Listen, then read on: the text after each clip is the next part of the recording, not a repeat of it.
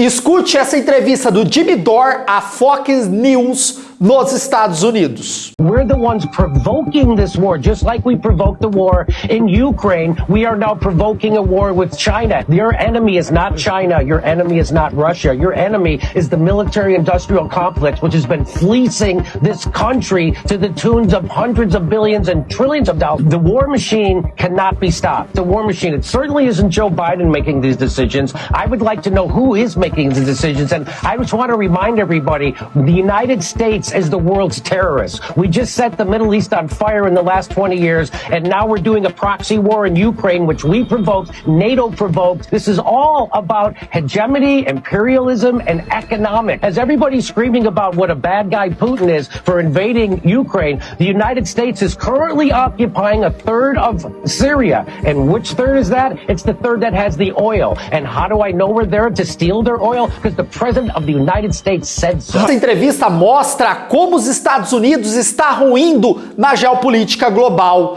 Eu vou mostrar aqui alguns pontos que comprovam muitas das afirmações realizadas pelo analista político. E olha, para a opinião pública estadunidense estar falando isso, a coisa tá complicada para os Estados Unidos. Vem aqui comigo, ó. Primeiro ponto que eu trago aqui com vocês é a saída do Iraque e também a saída do Afeganistão. Trazendo um pouco lá para trás, vamos chegar em 11 de setembro de 2001, World Trade Center. Nós temos o início da doutrina Bush, atacar antes de ser atacado. Nós temos inimigos, os inimigos principais, Afeganistão, por quê? Lá está Osama Bin Laden, lá está a célula principal da Al-Qaeda e o Iraque de Saddam Hussein, que tem armas de destruição em massa. Essa é a fala de George Walker Bush logo após os dois prédios do World Trade Center ruírem.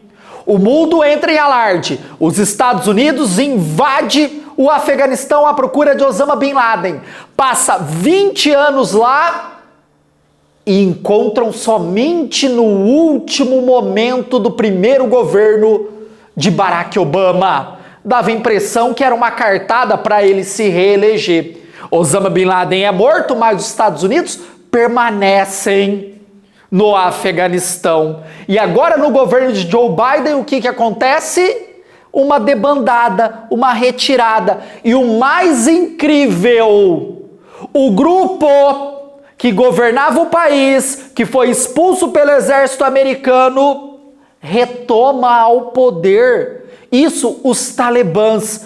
Olha que absurdo. Você entra no país com o objetivo de aplicar a democracia, já que os Estados Unidos é o defensor da democracia do mundo. Retira o grupo, caça o terrorista, mata o terrorista, fica lá por anos, se retira e o grupo retorna. Isso não mostra um enfraquecimento? A opinião pública dos Estados Unidos sim pressionou o governo estadunidense para a retirada dos soldados por conta dos gastos, por conta de muitos soldados que eram mortos por ataque de guerrilha promovido pelo Talibã. Mas, porém, entretanto, nos olhos do mundo, isso foi um absurdo. Já que hoje o país está na mão de quem? Dos talibãs. As mulheres sem direitos, o país com problemas econômicos, com grande parte da população passando necessidades básicas.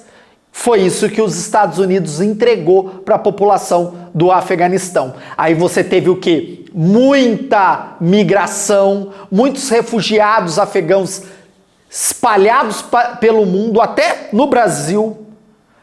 Olha aí o resultado da invasão estadunidense ao Afeganistão. Tá, aí você vai ter o quê? A saída do Iraque.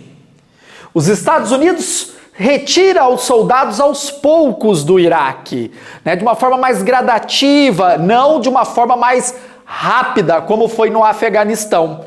Mas essa retirada também não teve o quê? Uma organização do país. Então, os Estados Unidos invadem o Afeganistão, caça Saddam Hussein, encontra Saddam Hussein num buraco, retira, julga e mata Saddam Hussein, que foram eles que colocaram Saddam no poder. Outro absurdo. Outro absurdo. O país tem as suas jazidas de petróleo entregue para as empresas estadunidenses. Os Estados Unidos, aos poucos, começam a retirar os soldados do Iraque. Ainda lá no governo Barack Obama. Retira. O Iraque não tem um governo sólido. O que acontece? A Al-Qaeda que estava instalada ali vai ganhando força, mas há uma cisão. Essa cisão vai dar origem ao Estado Islâmico, ao Daesh, ao ISIS. Os Estados Unidos não faz nada, tapa os olhos, faz que não viu. O crescimento e o surgimento de uma ideologia expansionista para criar um califado no norte do Iraque, aproveitando as jazidas de petróleo. Os Estados Unidos não fez nada.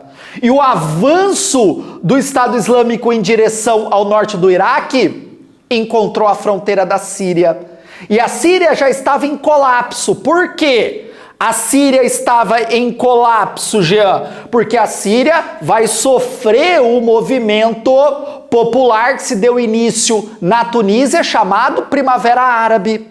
A Primavera Árabe sai da Tunísia, esse levante popular contra os ditadores e monarcas, vai para o Marrocos e chega na Líbia. E na Líbia, estimulado pelos Estados Unidos e pela França. Mas, Jean, por que não estimulou também em outros países ali do entorno? Porque a Líbia tem aquilo que os europeus e os Estados Unidos querem: petróleo. A Líbia possui grandes jazidas de petróleo. Os Estados Unidos financiam essas guerrilhas. A França, entre aspas, OTAN, bombardeia Trípoli e eles retiram Muammar Gaddafi do poder, que é morto. Aí o país começa a se remodelar pró-Estados Unidos e Europa. A Primavera Árabe se expande e chega no Egito. Hosni Mubarak. Egito não tem tanto interesse, não tem grandes jazidas de petróleo. Aí a Primavera Árabe chega na Síria. A Síria é uma área de passagem, uma ligação entre Oriente e Ocidente. Aliás, cara, a Síria tem um negócio que eles têm interesse: o petróleo e também o gás natural. E um levante que poderia ter sido igual da Tunísia ou de Marrocos ganha caráter de guerra civil na Síria, já que os Estados Unidos e a Europa financiam guerrilhas contra o presidente Bashar al-Assad. A Frente al-Nusra é financiada pelos Estados Unidos. E nisso, o ISIS invade a Síria. Então nós temos uma guerra de três frentes. Uma independente, Estado Islâmico, independente.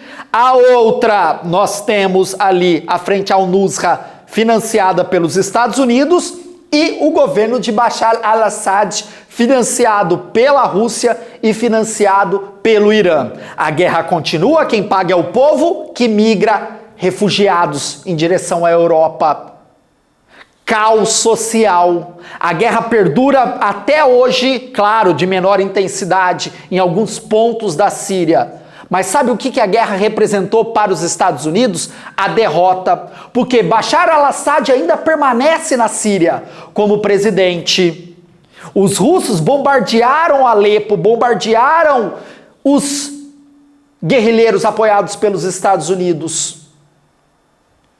Os Estados Unidos, de novo, mostra para o mundo que não é mais a potência que era antigamente. Claro, apoiou os curdos contra o Estado Islâmico e os curdos venceram o Estado Islâmico, sim, com armamento.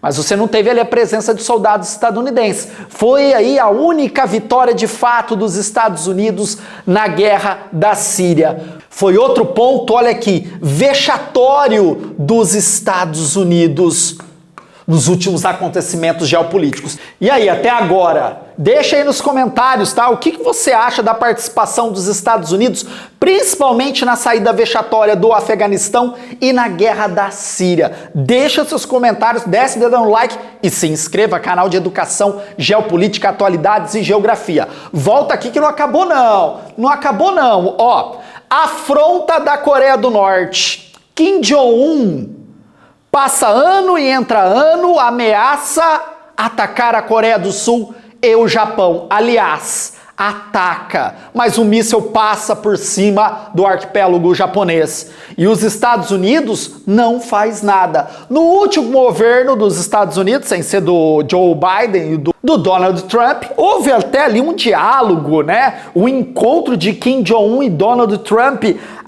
na linha que divide Coreia do Sul e Coreia do Norte, um marco para a dinâmica geopolítica global. E é engraçado, né? O Donald Trump, ele era muito mais das negociatas, porque na ideia dele, o conflito armado só gerava revés para os Estados Unidos, principalmente na economia. E agora no governo democrata de Joe Biden, você vai ter o quê? O maior investimento nesse setor armamentício.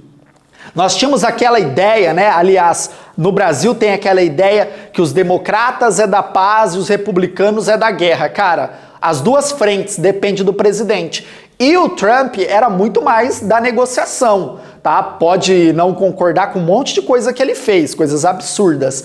Mas, no âmbito geopolítico, a negociação era a carta na manga que o Donald Trump tinha, até com a China. Até com a China. Hoje, percebe-se que o governo estadunidense está o quê? Amarrado de novo com a indústria armamentícia.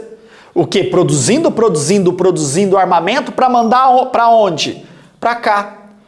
Para a Ucrânia, na guerra da Ucrânia. Aqui é outro ponto importantíssimo, né? Os Estados Unidos e a Europa financiaram um movimento parecido com a Primavera Árabe que ocorreu na Ucrânia, né, a Euromaidan, querendo a retirada do presidente que era alinhado a Vladimir Putin, já que esse grupo de pessoas, esse grupo de jovens estavam muito mais alinhado à Europa, eles lutam, eles reivindicam, ganham, vencem, né?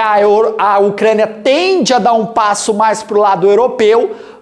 Aí você fala, os Estados Unidos se deu bem. Não. Vladimir Putin invade o território ucraniano, toma a península da Crimeia e mostra para o mundo que ele não tem medo dos Estados Unidos. Você já parou para pensar como assim? Invadir o território de um país que estava querendo se alinhar aos Estados Unidos? Isso é impensável se a gente volta na década de 90, fim da Guerra Fria do século passado. Impensável isso. Nós tínhamos essa afronta no auge da Guerra Fria. Agora, no fim da Guerra Fria e início do mundo unimultipolar, você não tinha essa afronta. E nós tivemos. A Rússia invade o território.